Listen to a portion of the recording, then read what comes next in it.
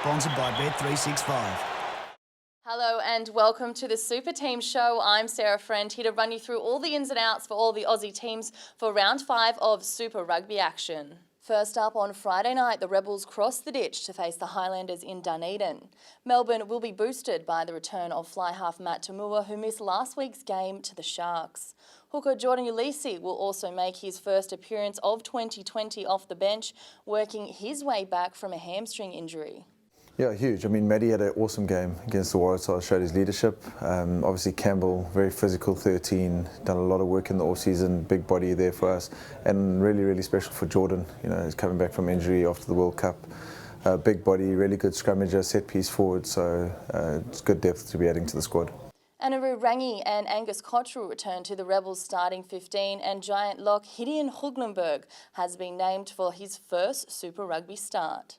On Friday night, the Waratahs host the Lions at Bankwest Stadium in a must-win clash. Winger Mark Nwangani Tuase comes back into the starting side for the clash in the only change to the backline this weekend. Lockie Swinton comes into the number 6 spot, pushing Jed Holloway to the bench, and outside back James Ram comes into the 23 after impressing for the Waratahs A side. The Waratahs are yet to notch up a win this season, but coach Rob Penny says the team is determined to turn an 0-3 record around. 3 and zip is not a good look, and it would have been really easy for the boys to start pointing the finger and blaming, I guess, each other but it's been strong. The leaders have really stepped up, which is a great thing to see, and we're extremely supportive of the endeavours that the whole group are trying to do, and so we'll see if we can get a good performance on the back of what's been a pretty good week. The Reds wrap up the Aussie action on Saturday night at Suncorp Stadium playing the Sharks. Coach Brad Thorne has made 2 changes to the starting side. Harry Hawkins gets his first start this season, while Angus Scott Young returns to the back row.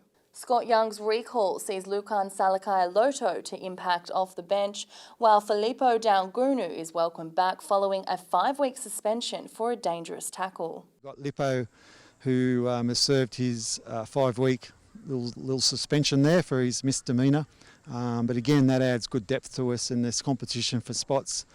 If we cast our memory back, he scored them 5 tries at Gladstone, and so if he's in that sort of form again, he'll be a good guy to bring off the bench and help finish the game for us as well.